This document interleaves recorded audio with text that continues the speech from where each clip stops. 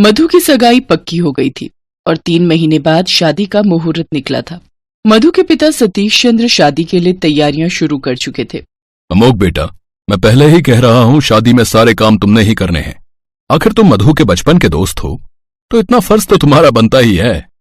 जी uncle जी, बिल्कुल, आप मुझे बता दीजिएगा क्या क्या काम है, मैं सब देख लूंगा। अरे इसमें कहने की क्या बात है, अमोक का अपना घर है, अब तुम मधु की शादी तक यहीं रहना। अमोक तुम सब कुछ छोड़ो और मेरे साथ जरा बाजार तक चलो, बहुत जरूरी काम है। अब ठीक है चलता हूँ, पर ज्यादा देर मत लगाना, तुम एक चीज खरीदने में बहुत समय लगाती हो। अब लड़की हूँ, कुछ खरीदने में तो समय लगाऊंगी ही ना। वैसे मुझे मेहंदी खिली साड़ी लेनी है, तुम बताना कि मुझ पर कौन सी अच्छी लगेगी। तुम पर हर रंग जचता है मधु, तुम कुछ भी पहन लो। क्यों मजाक कर रहे हो अमोक, अब तो उम्र बढ़ रही है। मधु, उम्र बढ़ने से तो सुंदरता और बढ़ती है।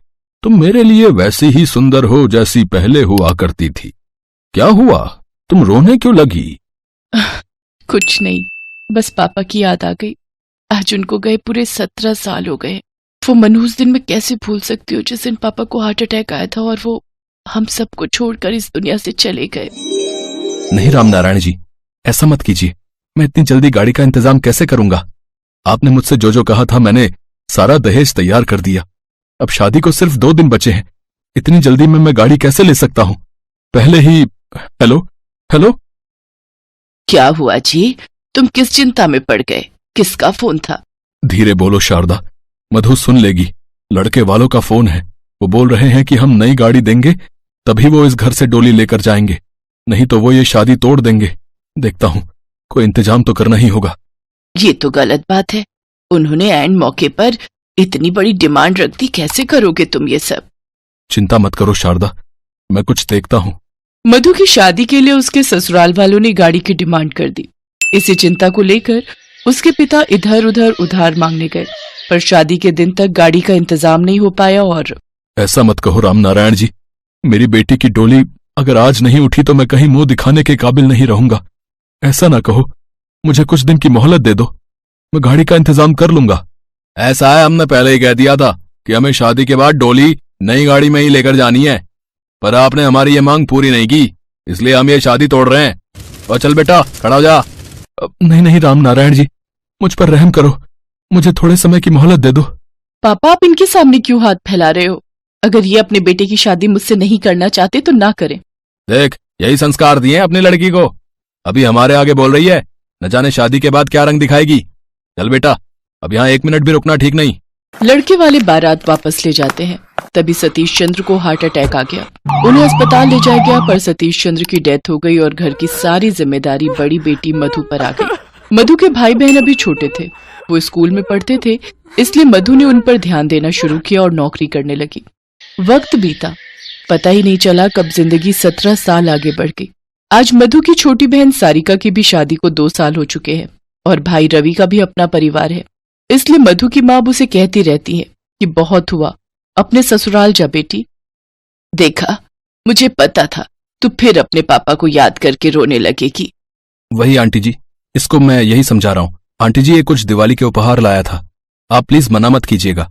मेरी तरफ से आपके और मधु के लिए साड़ी है, मैं चाहता हूँ आप दिवाली पर यही पहनो।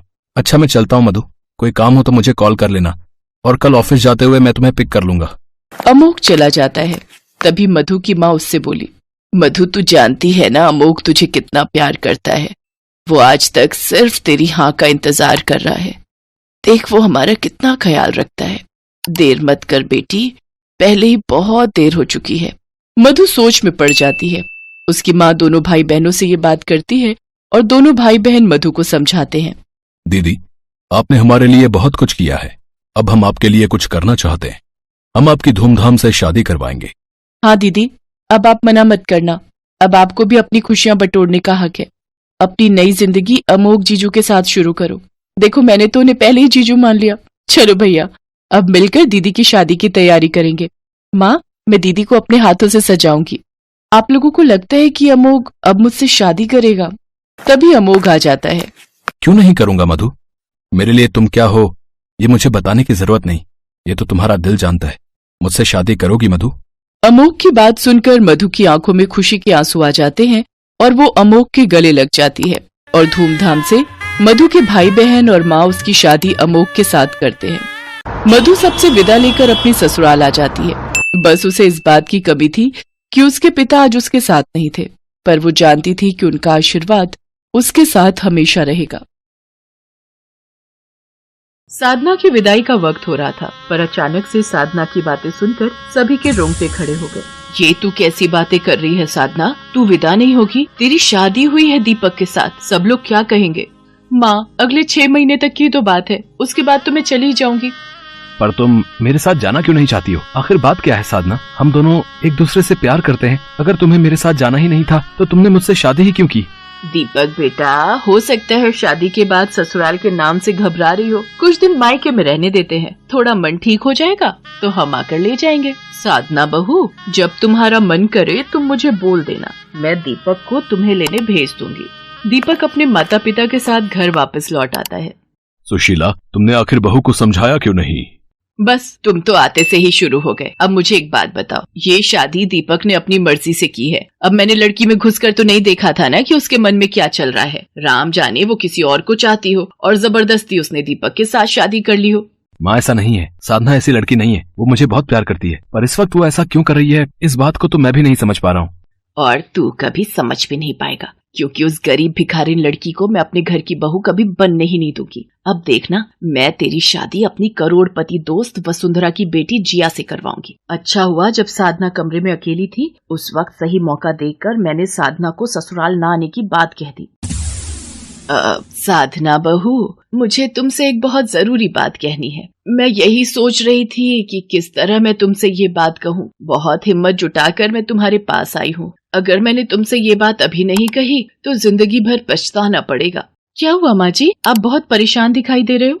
साधना बहू, हमारे पुरोहित जी का कल फोन आया था। उन्होंने मुझसे कहा कि तुम्हारी और दीपक की राशि में एक ग्रह दोष चल रहा है, इसलिए शादी के बाद अगर 6 महीने से पहले तुम ससुराल आ जाती हो तो दीपक की जान को खतरा है। अब इसलिए मैं तुमसे विनती करती हूँ कि अभी तुम ससुराल मत आना। मैं जानती हूँ ये बात जो मैं कह रही हूँ उसे पूरा करना तुम्हारे लिए बहुत मुश्किल है। साधना, दीपक हमारा इकलौता बेटा है, उसे कुछ हो गया तो हम जिंदा नहीं रह पाएंगे। मैं ये बात तुमसे अकेले में इसलिए कह रही हूँ क्योंकि मैं जानती हूँ दीपक इन सब बातों पर विश्वास नहीं करेगा, इसलिए ये बात तुम्हें सबसे छुपानी होगी और कोई बहाना करके ससुराल जाने से मना करना होगा। नहीं नहीं माँ जी, मेरे पैर मत पकड़िए, मुझे पाप लगेगा। मैं वादा करती हूँ मैं 6 महीने से पहले ससुराल नहीं आऊंगी। मैं दीपक को मना कर दूंगी। और फिर मेरा तीर सही निशाने पर लग गया।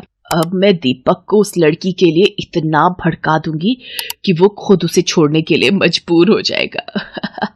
ये सारा खेल दीपक की माँ सुशीला ने रचाया था। वो दहेज की लालची औरत थी, इसलिए वो साधना को अपनी बहू के रूप में स्वीकार नहीं करना चाहती थी। बेचारी साधना भोलेपन में आकर इन सब बातों को नहीं समझ पाई और वो लगातार दीपक से इस बात को छुपा रही थी। दीपक साधना को फोन करता था तो वो उसका फोन काट देती थी या फिर काम का बहाना करके फोन रख देती थी। दीपक साधना से मिलने जाता है। आप दोनों बैठकर बात करो, मैं चाय बनाकर लाती हूँ।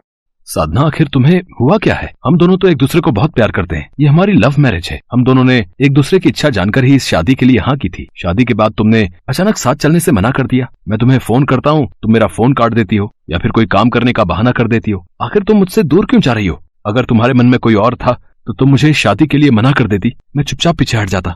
दीपक, मैं अभी इस बारे में आपको कुछ नहीं बता सकती। ठीक है साधना, तो मैं 6 महीने बीतने का इंतजार करूंगा और उसके बाद मैं तुम्हें लेने आऊंगा।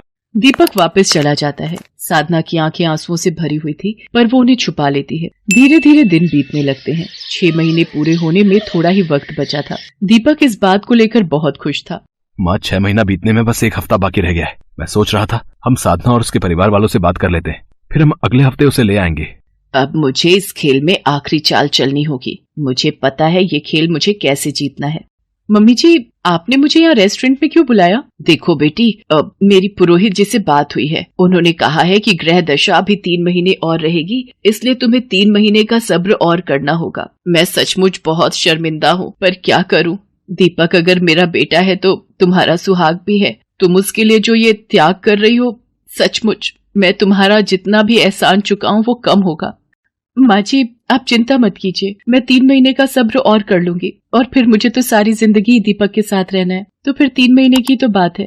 सुशीला साधना को मिलकर घर चली जाती है। दीपक साधना की ये बात सुनकर गुस्से में तिलमिला जाता है। देखो साधना, मैंने तुम्हारी बातों पर बहुत विश्वास कर लिया, पर अब मैं तुम्हें लेने नहीं आऊंगा। मेरी जगह तलाक के कागज तुम्हारे घर पहुंचेंगे। दीपक, मेरी बात तो सुनो। दीपक, हेलो हेलो दीपक। साधना, तू ये सब क्यों कर रही है? तू क्यों